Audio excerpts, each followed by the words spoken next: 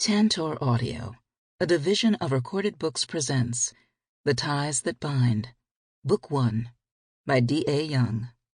Narrated by Mari and J.F. Harding. Chapter 1. 1994. Los Angeles, California. Come away from the window and sit with me, Billy. Although this was now their reality, Wilhelmina Stanton, or Billy, as she was called by her friends and family, was still unused to her mother, Melody Lachey's, new voice. Gone was the smooth, dulcet tone that read her bedtime stories and offered the best advice. In its place were thready whispers that turned into croaks if Melody overexerted herself. "It looks like it's going to rain. Even though it's only 2 p.m, the sky is really dark. And tomorrow is prom. What if it rains? My hair is going to turn into a gigantic ball of frizz. I knew I should have gotten my hair braided." Billy. "I'll be right there, Mom. I'm just making sure that Effie picks up her dog's business from our yard," Billy replied, referencing their neighbor across the street and willing her tears not to fall.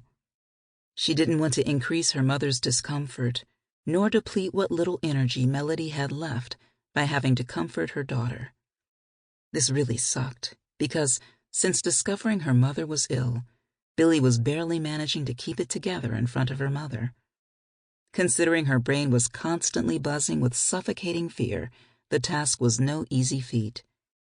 Only when she was certain that she was alone did she break down. Late at night, in bed, with a pillow over her face. The girls' locker room at school.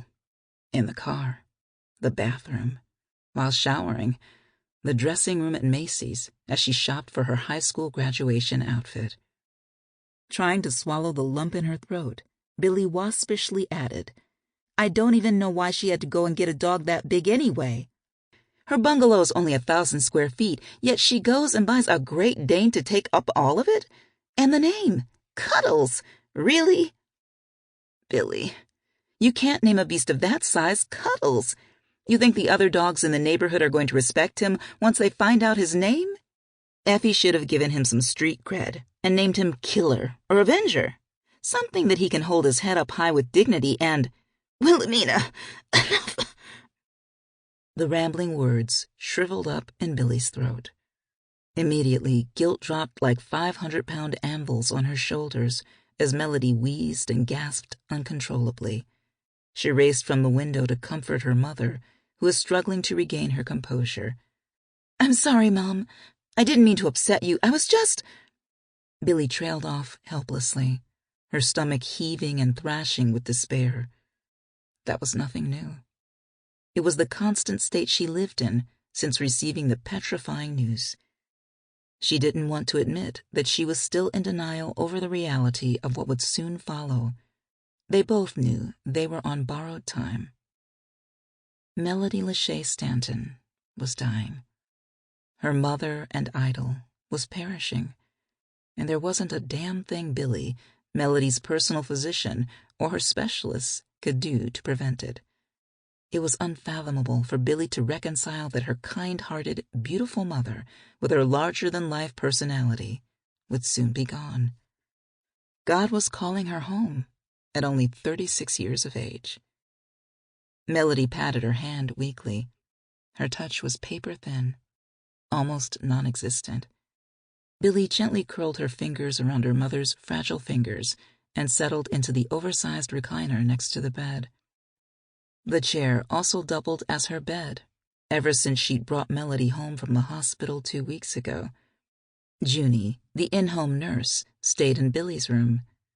Melody had insisted that when she passed, it wouldn't be in a strange place. She wanted to be surrounded by love in the home that she created with her daughter. And she was. Against her doctor's wishes, Melody came home, and the love poured in. The celebrities and designers she'd worked with throughout her career as a stylist visited and sent flowers, necessities, and food. One Italian design house was particularly fond of Melody, and the oldest son hired a cleaning service for the Stantons. Their friends in the neighborhood also pitched in to help, They sat with Melody while Billy finished the last month of her senior year of high school. The Lees maintained their landscaping, and Mrs. Manchia, recently retired from teaching, insisted on making meals for them. Effie, a former adult film actress, entertained Melody, regaling her with stories of the good old days and partying with Hef at the Playboy Mansion. All of their efforts were a reflection of the kind of person Melody was. Her generous and selfless nature inspired the best in everyone she encountered. Billy was grateful for them and their outpouring of love and sympathy. However, their lives wouldn't be impacted daily by Billy's loss. They would never be able to feel this wound as deeply as she did. I know, baby, but it'll be here before you know it. So get used to it. You have to, my love, she added to soften the blow that caused Billy's tears to roll down her face. I've done all that I could to prepare you for that moment. You think I don't know that? Billy sobbed hoarsely, unsuccessfully attempting to turn the waterworks off. I know that you have. Sorry, Mom. You're just going to have to forgive me for being selfish and not wanting you to go. You preparing me doesn't make a difference. I'm not ready. I wouldn't be ready 20 years from now either. How can you ask me to live when I'm literally watching my life slip away in front of me? Your life is just beginning, baby, Melody corrected, attempting to keep her voice firm. But Billy's heartache was also hers. To see her daughter in so much agony, and knowing she was the cause of it, debilitated her more than this fucking disease ever could. When she got to heaven, she knew that the first thing she'd do was thank God for blessing her with a daughter like Wilhelmina. Not that she hadn't done it a bazillion times already. Her baby girl was the love of her life. Although she was young when she had her, Melody didn't regret a single moment they'd shared together. You have so many adventures ahead. You'll be too busy to be sad, let alone think of me. Those drugs they gave you must be grade A quality if you believe that. How can you even say something like that? My entire life revolves around you, Billy rebutted fiercely. Life was a two-faced bitch for real, Melody thought bitterly, while mustering up an encouraging smile for her daughter. It cheesed up in her face and showered her with blessings, tricking her into a false sense of security, all the while plotting Melody's demise behind her back. She wouldn't get to see Billy graduate from college. Hell, she was trying to hang on for her upcoming high school graduation. She wouldn't see her only child get married, or hold grandbabies that hopefully looked and were as sweet as her own baby. At least Billy would have memories of the time they'd spent together, moving in and painting this home. Melody taking her daughter with her to night school as she completed college, vacationing in Hawaii, and most recently, last summer's cross-country road trip from LA to New York City, right before her diagnosis. Billy was her best friend. In earlier times, when Melody felt like giving up and was tired from working 2 jobs and going to school, Billy would always bring her dolls to her and put on a show. Then her sweet girl would kiss her cheek and look at her with those big, trusting brown eyes and give her a pep talk. Don't worry, Mommy. Everything's going to be A-OK. Come here, love. Melody held her frail arms out to her daughter. Cautiously, Billy climbed onto the bed. Immediately, she was wrapped in her mother's embrace. She laid her head against her mother's chest, and underneath her cheek was bone. Chemo had claimed the long, black, silky curls that Billy used to bury her face in and replaced it with peach fuzz underneath her silk scarf. Gone were the soft cleavage and the distinctive combination of Chloe perfume and lavender. All things familiar were now memories to treasure. Melody had wasted away to less than 90 pounds, but she didn't seem to care that Billy might be crushing her, and there was no place her little girl would rather be. They lie there, in that position, as the clouds hijacked the sky and darkened the room. I called your grandparents. They'll be here tomorrow for a visit. Please keep an open mind and give them a chance, Billy. Don't be biased. Because of my relationship with them, they mean well. If you say so. For you, I'll try.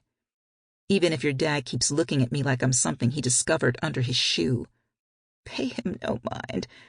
He always looks like that.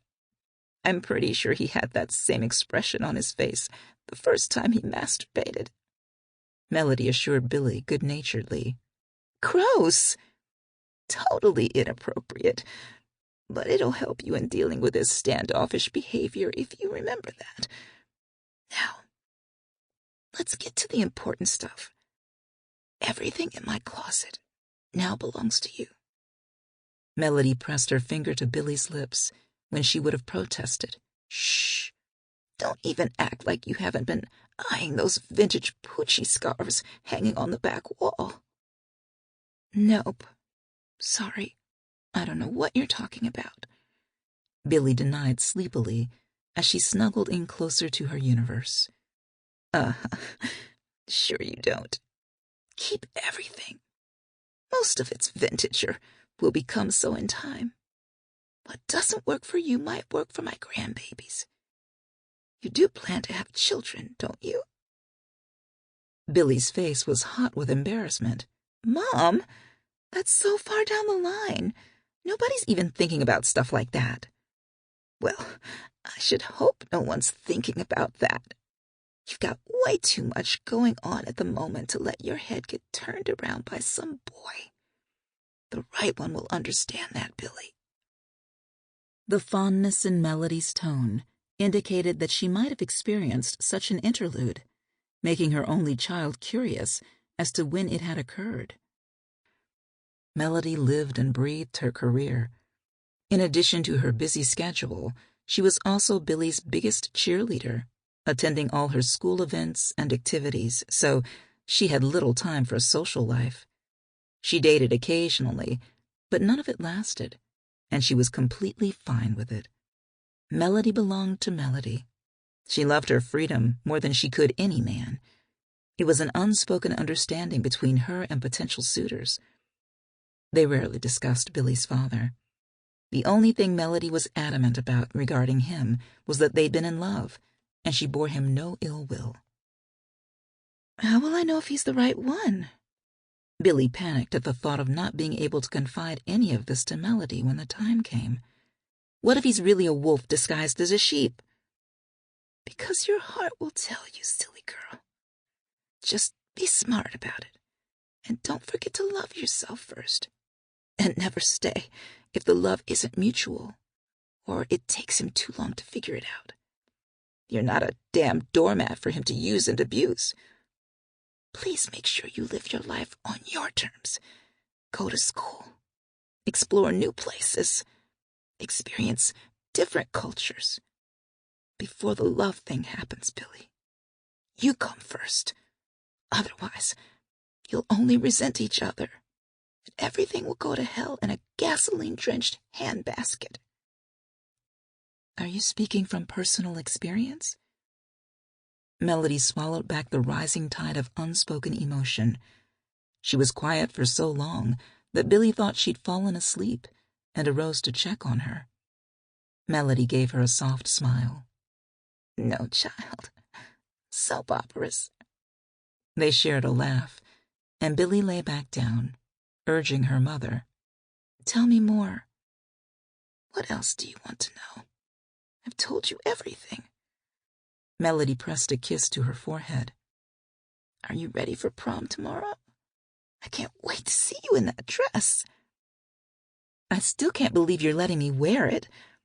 Billy sighed dreamily over the creation that Melody had received as a gift from the infamous design house. Vintage Valentino. I'm taking it to my room tonight, just in case you change your mind.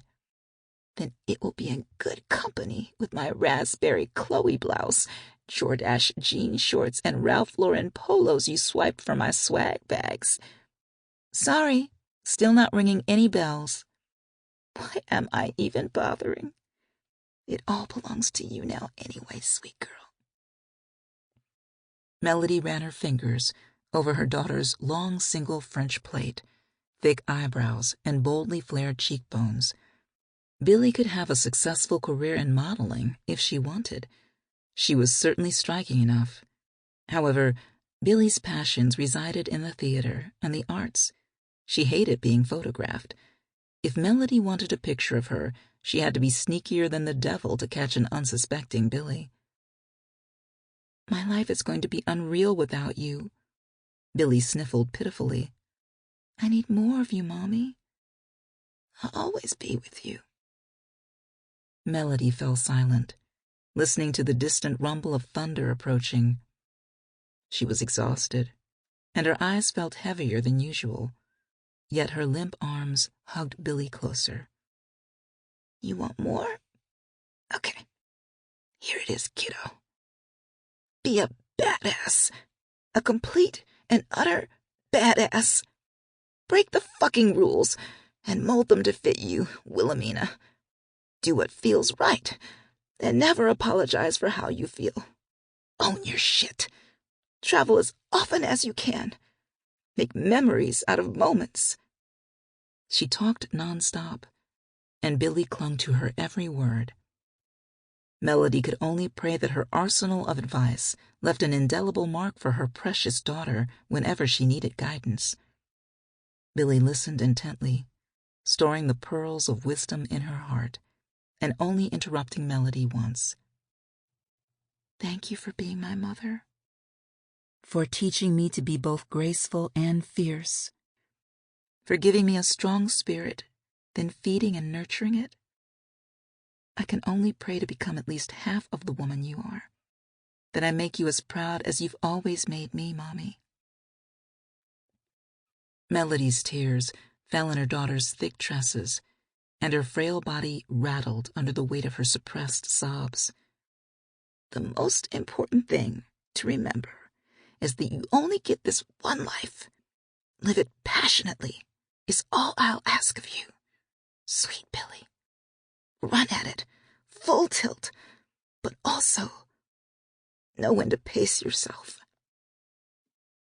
An hour later, the thunder closed in, bringing lightning with it, promising a great storm to come. The weatherman predicted it would be an epic one, the likes of which hadn't been seen in the last decade. It was the kind of weather mother and daughter normally enjoyed, as it was rare for sunny Los Angeles. Junie came by twice to check on them, but Melody tiredly waved her away.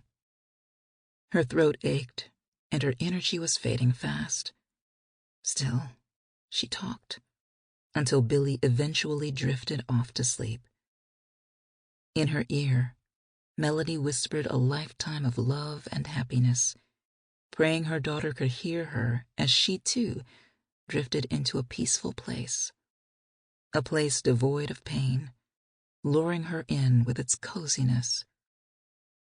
Afternoon shifted to early evening, when Melody Lachey, enclosed in the arms of her greatest achievement in life, ultimately drew her last breath, and the heavens above finally opened up and welcomed her home.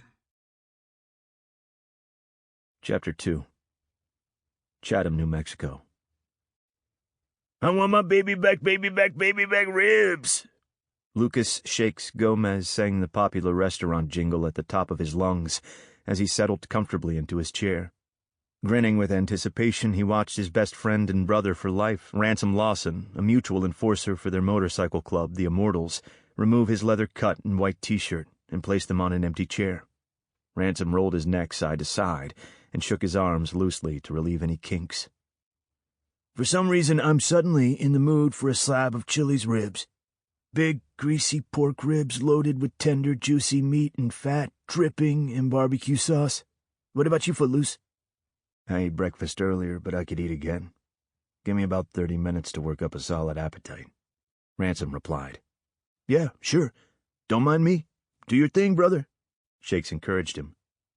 Ransom threw a haymaker punch, followed by a long fist and another haymaker, earning him enthusiastic clapping from Shakes, who praised him with, "Oh, shit!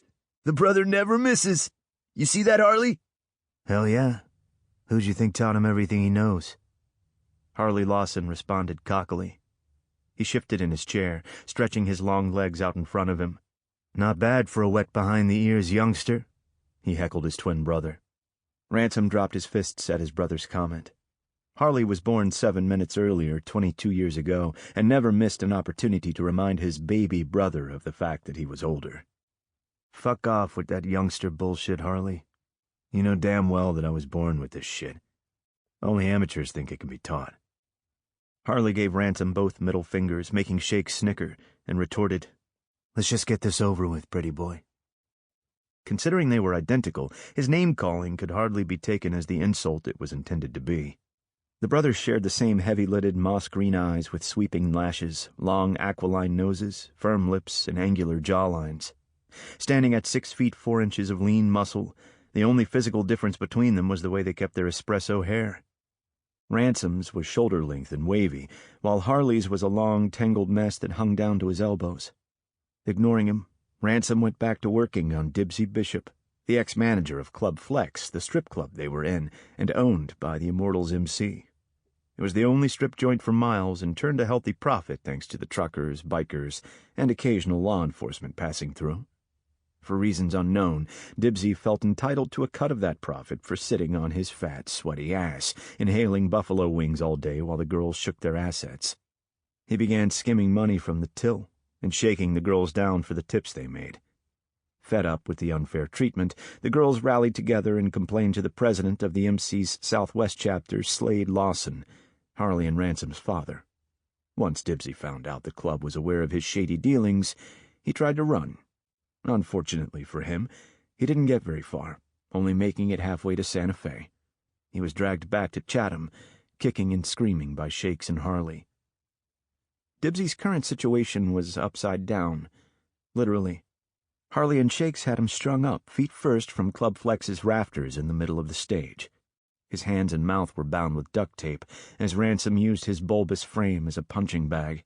He was going to town on the fleshy body, delivering punishing blows that hit their target with precision. Occasionally a cracking sound could be heard, notifying the trio that Ransom had broken a rib. "You missed a spot on the right," Harley pointed out helpfully. He filled his shot glass full of Cuervo tequila and passed the bottle to Shakes, who skipped using his glass to guzzle straight from the bottle. "I've only counted 10 cracks, so you've still got a ways to go. Or are you losing your touch?" Shakes joked. His blue eyes danced with humor as he and Harley yucked it up, black curls flopping wildly on his forehead with every laugh. "It normally doesn't take you this long."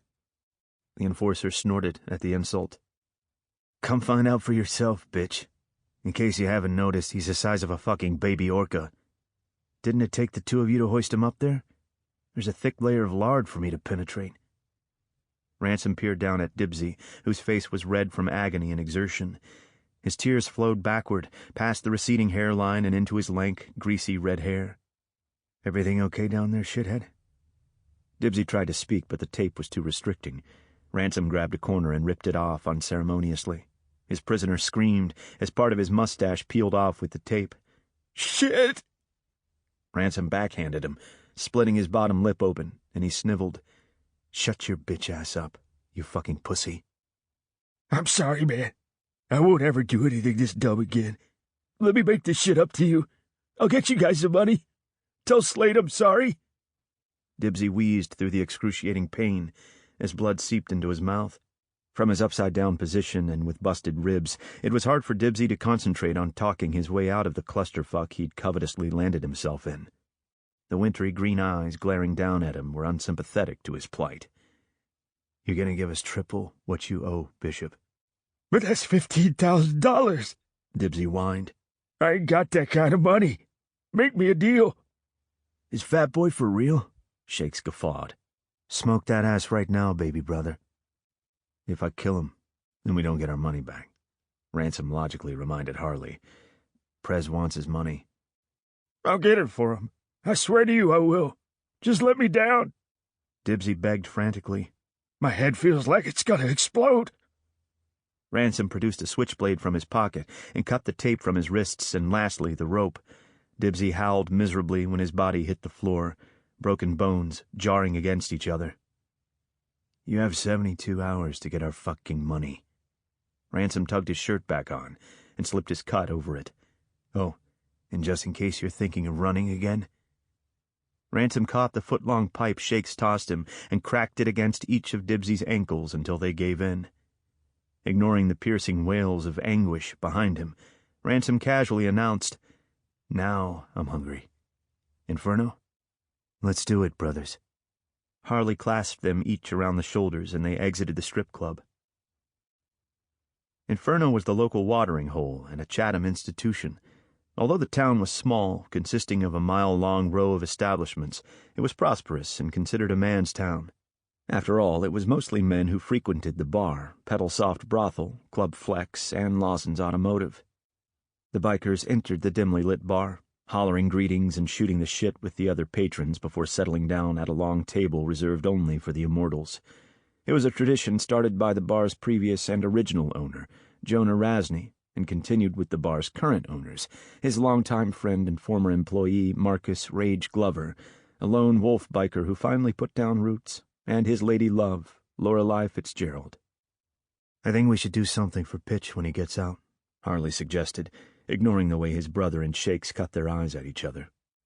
Kevin Pitch Wallace was Harley's good friend, who'd grown up with him. Currently he was serving a 16-month sentence for armed robbery in Albuquerque's Metropolitan Detention Center. He was somewhat of an entitled dick in Shakes and Ransom's opinion. The Lawson twins and Shakes were born and bred into the MC life. Blaze, Shakes' dad, was VP, like his father before him, and his son was expected to succeed him, just as the eldest Lawson son would succeed Slade as Prez. Pitch entered the MC life at the age of 10 with his mother Eloise. She was a club sweetheart who got hooked on drugs when she and Delta, a retired Marine turned MC enforcer and alcoholic, hooked up. Delta had no time for Pitch. He was only interested in the contents of a liquor bottle, especially after Eloise became a junkie. It killed him in the end, when he drunkenly careened his bike off the side of the Cajon Pass, located between the San Bernardino Mountains and San Gabriel Mountains in Southern California. In Ransom's opinion, Pitch didn't see people. He only saw stature and how it could benefit him. He coveted what Shakes had, what Ransom and Harley had. Power. The only person who couldn't see it was Harley. He was completely oblivious to Pitch's cocktail personality. Perhaps it was because the bastard did nothing except boost Harley's ego and lick his wounds when Slade cut him down. "If that's what you feel like doing, go for it," Ransom said dismissively. "He's your friend, and we'll back you. I'm not crazy about the idea, but I figure if I drink enough, I'll be able to tune him out." Shakes' head bobbed in agreement. "I'm with Ransom.